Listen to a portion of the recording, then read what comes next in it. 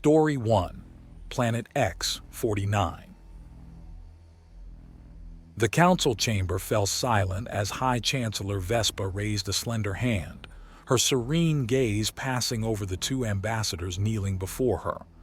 Beyond the expansive viewport, the vast starscape of the Republic she had sworn to protect glittered against an endless night. She spoke, her voice gentle yet unwavering. "I have weighed your arguments carefully. This decision carries immense risk but also great potential reward. I do not make it lightly." Ambassador Vex, an fiery optimist who saw the best in all species, rose excitedly, datapad in hand. His rival Tarn, a seasoned diplomat who had seen the worst of the universe's savagery, watched warily. "Wise Chancellor, the Taldari have devastated a dozen of our border worlds already. Our defenses are no match for their plasma cannons and neutron armor.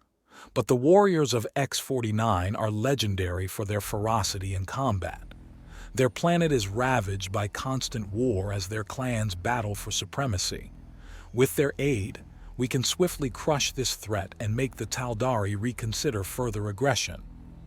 As he spoke, holograms flickered to life in the chamber, showing the smoldering ruins of settlements on the border planets. Vespa nodded thoughtfully as Vex stepped back. Tarn came forward, his creased brow and weary eyes pleading his case. "Esteemed Chancellor, none wish more than I to see our people safe. But unleashing the savages of X-49, for all their battle lust, could prove catastrophic. Their non-sentient neighbors know them only as soulless butchers. Once we stir their blood rage, how could we ever regain control? And when the Taldari are defeated, what is to stop them from turning on us next?" He pointed to footage of X-49 warriors brandishing dismembered, inhuman limbs as grisly trophies. "Prudence compels me remind you, X-49 is volatile, even feral. To call on them is to trade one threat for another." Vex spoke again passionately, his optimism undimmed. Yet it is that very ferocity that makes them perfect for this task. None can match their ability to adapt to the ever-shifting tides of war. And buried deep beneath the savagery lies the potential for greater things: kindness, creation, wisdom, if given the chance to evolve beyond their ancestral ways. Tarn's face darkened. "So you claim, yet our scholars suggest they lack true altruism, cooperating only when it suits their immediate interests. I fear we cannot risk." As the impromptu debate resumed, Vespa listened intently, gauging the merits of each stance. But when she called for silence, it was clear consensus remained elusive. The vote to contact X-49 passed by a narrow margin, leaving simmering tensions within the divided council. Vespa stood, robes rustling softly. "The decision is made, though some disagree. May it bring hope, not ruin." She turned away, wondering if she had just saved the Republic or sown the seeds of its destruction. The ambassadors left to summon the emissaries from X-49, their homeworld's fate now inextricably tied to her own. Story 2.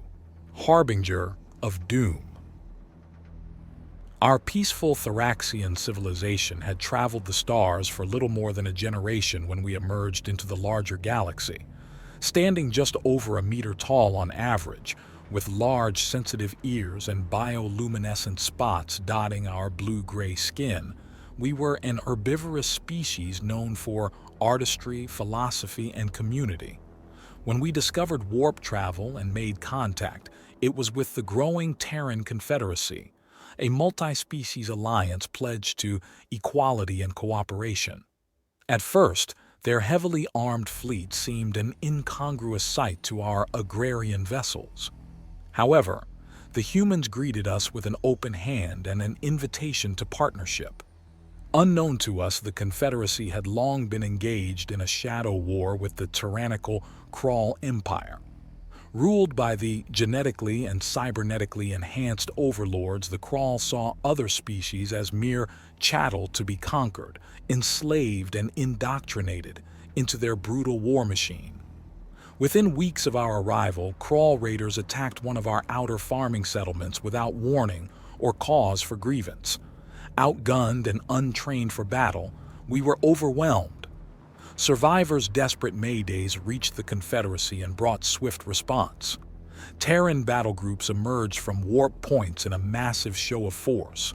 Their matte black dreadnoughts and agile gunships bristled with powerful directed energy weapons, while veterans in powered armor led armored assaults. The humans drove the Crawl back from our world with ruthless efficiency, chasing their broken attacks into drawn-out running battles. Where we saw means to a plentiful life, humanity revealed themselves predators among the stars, lethal and without mercy for those who threatened what was theirs to protect. Their fury knew no bounds when entire planets fell under the Crawl genetic recycling programs, as happened to our neighbor Susnia. Now, 2 centuries later, my people have found refuge and resurrected our culture on Terra itself, protected by humanity's fleets, which have reduced the once mighty Crawl domains to fragmented warring polities, unable to endanger the wider peace. The Terrans have earned their mantle as guardians of all spacefarers, and we Thraxians know well that to earn humanity's wrath is to earn one's own doom.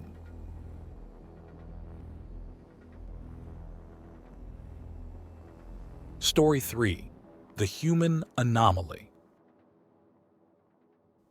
Commander Zistron stood tall on the observatory deck of the United Galactic Fleet flagship, gazing out into the vast expanse of space. His people, the Ventaxians, had spent millennia exploring the cosmos and mapping the capabilities of species across 100 worlds. Yet still, the greatest mysteries remained. An alert chimed, signaling the arrival of the reconnaissance scouts returning from their latest sweep of a backwater planet in a quiet sector. Zistron braced himself. Would these humans, as they called themselves, finally reveal something noteworthy? Or would they remain just another march in the long parade of forgettable bipeds? The scouts approached and lowered their heads in a bow. "Commander, we have analyzed the humans extensively as ordered. Our findings defy explanation. These creatures demonstrate an uncanny fortitude and ingenuity unlike anything we have witnessed before." Zistron's eyes widened in surprise. "Explain yourselves at once. What could these humans possibly possess to merit such praise?" The lead scout took a deep breath. "Where to begin? They have endured drastic climate changes and environmental calamities that would have destroyed any other species. Rather than collapse, they adapted swiftly with primitive tools and cooperation. More impressively, in just a few centuries they have evolved technological mastery that took our empire millennia to achieve. They explore the skies and seas, unlock mysteries of the natural world through science, and uplift billions from poverty into prosperity. Furthermore," the scout continued, "the humans demonstrate unbelievable resilience of spirit. In the face of oppression, disaster, or war, they band together with fierce loyalty and determination. Their art and culture thrive in all circumstances, and though individuals argue and compete, in their diversity lies true strength." Zistron pondered this revelation in silent awe. These humans, arising on a backwater planet at the fringes of the galaxy, possessed a unique maverick soul that defied all expectations. While many species rose and fell, these inhabitants of Earth endured and grew, only more dynamically creative. A smile broke across the commander's face, the first sign of hope he had shown in decades. "It seems we have much left to learn, my friends. Set a course for Earth at once. I wish to behold this human anomaly and its limitless possibilities for myself." Story 4. What makes us mighty? The massive alien cruiser slowly drifted through the dark void of space, its hull nearly as vast as some planetary bodies. On the flagship's bridge, the Kelnak commander studied readings coming in from their recon probes sent ahead to survey yet another small planetary system in this remote sector.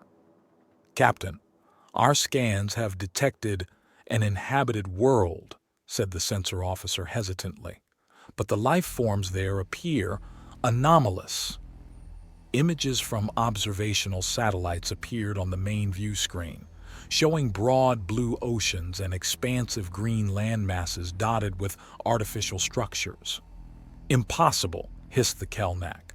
"This backwater system should not harbor any spacefaring species.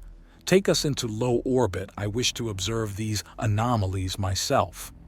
The cruiser swept in over the planet, and the commander's bulbous eyes widened in disbelief. Scattered across the continents were sprawling cities larger than any he had seen before, their glimmering towers stretching high into the sky. Complex networks of trails crisscrossed the land, carrying hordes of devices on wheels or rails at great speeds. But most shocking of all were the swirling clouds of machinery that filled the skies, some with sleek fuselages capable of lateral flight like nothing nature had conceived. It was then that sensors detected electromagnetic transmissions propagated globally through artificial satellites. "Captain, we are intercepting complex data streams," said a junior officer. "Audio, video. These life forms have conquered the air, land, and now the stars as well, if only through messages. Who are these anomalies that achieved so much with so little?" The commander could only respond with awe. "Bring me all data on these beings. I must understand what makes these creatures so mighty." Through intercepted transmissions and stealthy probes, the Kelnak learned of humanity, how from simple origins they had flourished across Earth, forever exploring, experimenting, expanding both their numbers and knowledge. They witnessed mankind's relentless drive to peer into the very workings of nature itself and use what they learned to shape the world to their needs and desires. Despite wars, despite divisions, humanity's unique spark of imagination and inventiveness prevailed. They explored their own waters and skies, reached out to touch their nearest neighbor, the moon, and were now branching still further. The Kelnak came to realize that while humanity's individual bodies were unremarkable, together their cunning minds and indomitable spirit proved an unmatched force, a species that would not be contained but continually pushed outward the boundaries of the possible. "This is a remarkable finding," the Kelnak commander declared to his bridge crew. "We have discovered a new power that could reshape the balance of our region. From this day on, humanity shall be acknowledged as equals among the stars. Their ingenuity and drive are an example to all species. It is not bulk or weaponry that determines greatness, but the fire that burns within." The Kelnak cruiser withdrew from the Earth system, leaving behind wonder at what mysteries the future may yet reveal of mankind, and what further heights they might achieve through the greatest asset they possessed, their imagination, and the soul that would never stop contemplating what is not, yet may be.